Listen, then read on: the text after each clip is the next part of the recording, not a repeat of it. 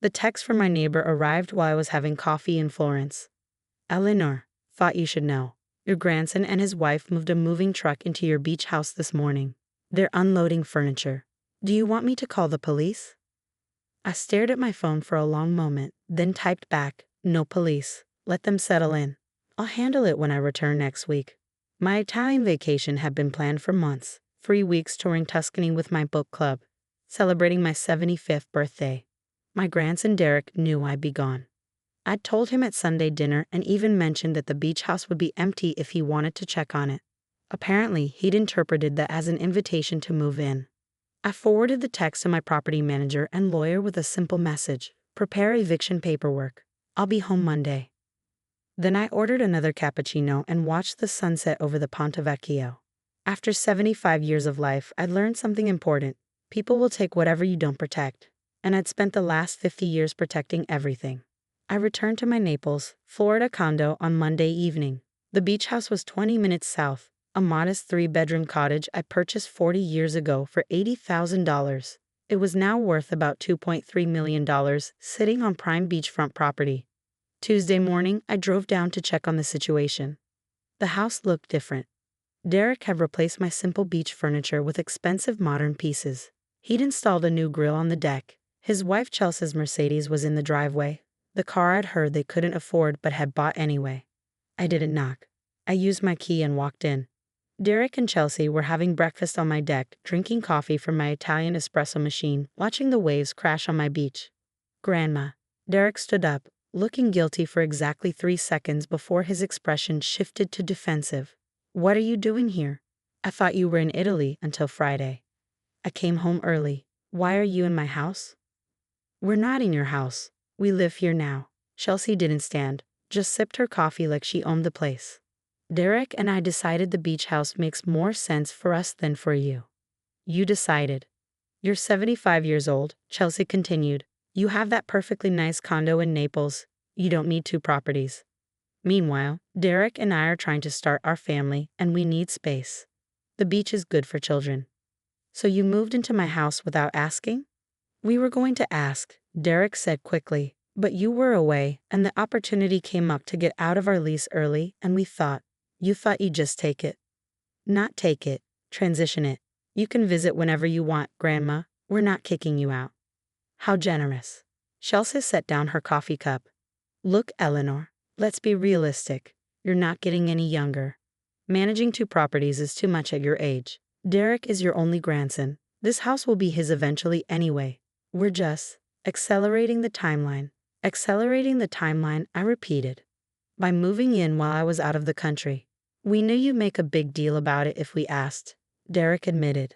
This way, it's already done. You can see how perfect we are for this place. We'll take good care of it. I looked around at my house, my furniture replaced, my photos removed, my space completely overtaken by 2 people who decided they deserved it more than I did. I need to make a phone call, I said. I'll be back this afternoon. Grandma, come on. Don't be difficult about this. I left without responding. At my lawyer's office, I reviewed the documents I'd asked him to prepare. Eleanor, are you sure about this? Martin Chen had been my attorney for 30 years. This is your grandson. Who stole my house while I was on vacation. Yes, I'm sure. The eviction will be immediate. They'll have 48 hours to vacate. Good. And the other matter? You're certain you want to proceed? I looked at the property documents spread across his desk. Documents Derek and Chelsea knew nothing about. Documents that would change everything. Absolutely certain. I returned to the beach house at 4 p.m. with Martin, a police officer, and a locksmith. Derek answered the door annoyed. Grandma, what's with the entourage?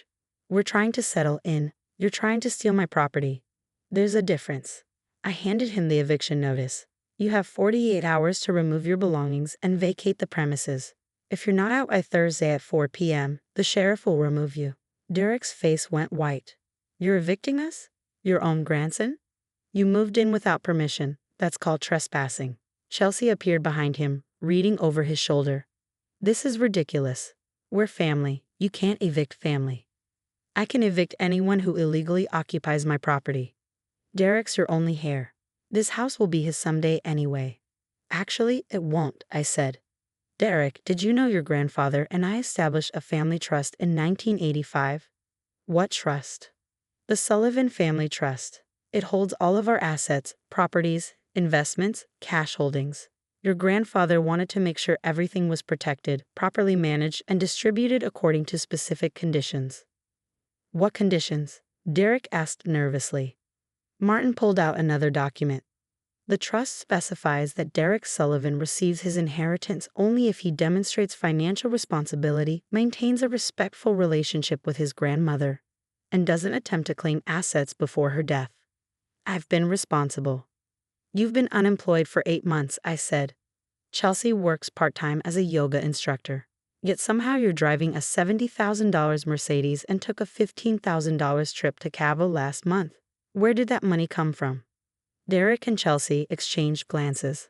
We had savings, Derek said weakly. You had $3,200 in savings according to the bank statements you showed me when you asked to borrow $10,000 in January. I pulled out a folder. But you've spent over $50,000 in the past 6 months. Care to explain? Chelsea's face turned red. How do you have our bank statements? I don't. But Derek is an authorized user on accounts under the Sullivan Family Trust umbrella. Trust beneficiaries' finances are monitored to ensure responsible stewardship of future assets. You've been spying on us? I've been protecting trust assets. And what I found is concerning. Derek, you've been telling people I have dementia, that I'm confused, that you're managing my affairs because I'm no longer competent. That's not. I have emails, text messages, a recording of you telling your Uncle Paul that I've gotten too old to handle my own finances and that you're helping me transition everything to your name. I looked at my grandson, the little boy I'd raised after his parents died, the young man I put through college, the person I'd loved unconditionally. You've been setting up a guardianship petition. Derek's silence confirmed it. You were going to have me declared incompetent, I continued. Take control of my assets. Move into my properties. All while I'm alive and healthy. Grandma, it's not like that. Then what is it like? He had no answer. Chelsea found her voice. We need this house, Eleanor. We're starting a family. We deserve a nice place to raise our children. You have more than enough. How much do you think I have? Derek said you're worth maybe $2 million, the condo, this beach house, some savings, nothing extravagant, but enough that you should share with family. I smiled. Martin, would you like to explain? My lawyer opened his briefcase. The Sullivan Family Trust currently holds assets valued at approximately $47 million.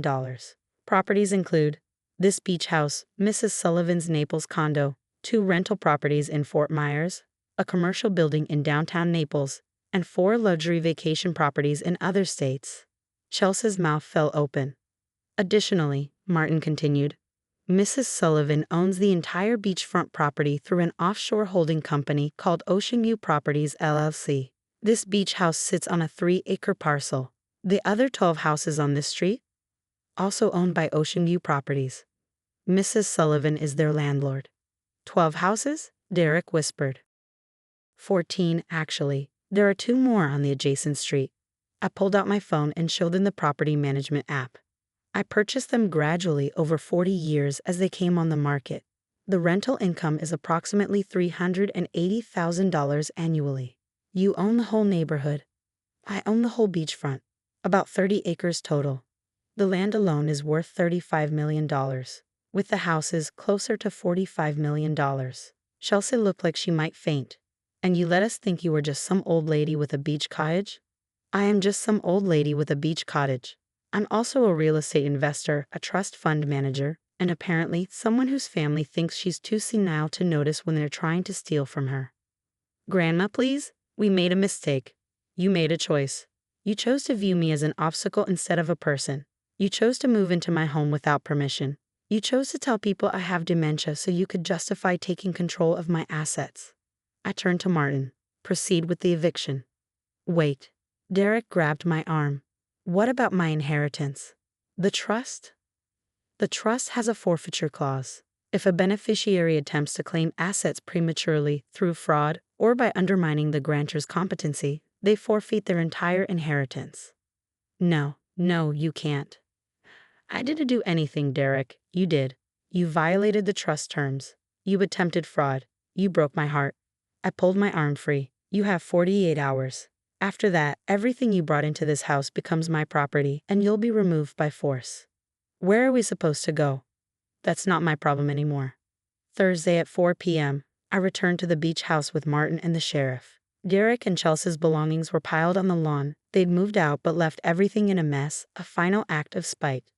The locksmith changed all the locks. The cleaning crew I'd hired started repairing the damage they'd done. Holes in the walls from mounting their TV, scratches on the hardwood floors from moving furniture. I stood on the deck watching the sunset, the same view I'd enjoyed for 40 years, and called my other property manager. Tom, it's Eleanor. The beach house situation is resolved. Let's discuss renovations. I'm thinking of converting it into a vacation rental, something upscale. The income can go to the scholarship fund. The one in your late husband's name? Yes, he always said education was the best investment. Seems appropriate to use our properties to help young people build real futures. After the call, I walked down to the beach. My property, my legacy, built through decades of smart investments and careful planning. Derek had seen an old woman he could manipulate. He'd never seen the young woman who'd taken a $20,000 inheritance and turned it into $47 million through patience, intelligence, and hard work. He'd never asked about my life before he knew me. Never asked how I'd afforded to raise him after his parents died. Never questioned where the college tuition came from or how I maintained 2 properties on a fixed income. He just assumed. Assumed I was simple. Assumed I was old and confused. Assumed he could take whatever he wanted because Grandma wouldn't notice. My phone buzzed. A text from Derek. Grandma, please. Can we talk? I'm sorry. I made a terrible mistake. I deleted it without responding. Another text. We're staying in a motel. We can't afford rent anywhere. We have nowhere to go. I blocked his number. A text from Chelsea came from a different number. You're a bitter old woman who can't stand to see young people happy. I hope you're proud of yourself. I took a screenshot. Evidence of harassment for the restraining order Martin was filing, and blocked that number too. Then I took a photo of the sunset over my private beach and sent it to my book club group chat. Home from Italy. Anyone interested in a girls' weekend at the beach house? Newly renovated, ocean views, plenty of wine. My treat. The responses came immediately. Absolutely. I'm in. When? I'll clear my schedule. I smiled and typed. This weekend. Bring your swimsuits. We're celebrating. Celebrating what? Freedom. Boundaries. And the fact that at 75, I'm still smarter than people who underestimate me. 6 months later, the beach house was a thriving vacation rental, earning $12,000 a month and funding scholarships for 3 students. I'd sold 2 of the other beachfront properties for $8 million total. The market was strong, and the timing was perfect. Derek had tried reaching out through relatives, through social media, even through a lawyer who sent a letter threatening to contest the trust. Martin responded with documentation of Derek's attempted guardianship petition, his fraudulent claims about my competency, and his illegal occupation of my property. Derek's lawyer withdrew immediately. I heard through family that Derek and Chelsea had moved to a small apartment in Fort Myers. Derek was working at a car dealership. Chelsea was teaching yoga full-time. They were struggling, bitter, and telling anyone who listened that I had stolen their inheritance. I didn't care. I'd learned long ago that you can't steal what was never yours to begin with. My husband and I had built our wealth together through decades of hard work. We'd invested wisely, lived modestly, and protected our assets so we could help family when they genuinely needed it. But we'd also protected those assets from people who viewed us as ATMs instead of loved ones, who saw our age as weakness instead of wisdom, who thought family meant entitlement to what we built. Derek had thought Grandma didn't need a beach house.